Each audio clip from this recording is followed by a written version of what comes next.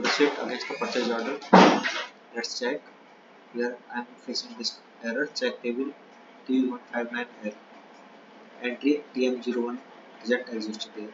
So let's check what this table is all about. T159L. So we will be executing T code SE69 here, entering the table and checking for this plant. This no value found means this value in this table is not exist. So we need to create this value in this table. So for this, let's go to T code OLMB. Once we go to T code OLMB, here we need to go to plant parameters. Here we need to make new entry.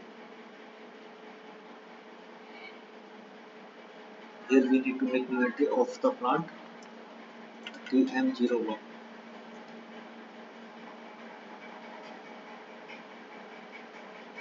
Just save. Now if you go back,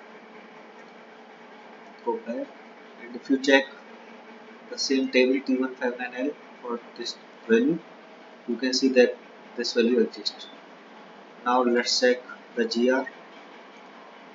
If you check now, it's green, document is okay, the error is solved. Thank you.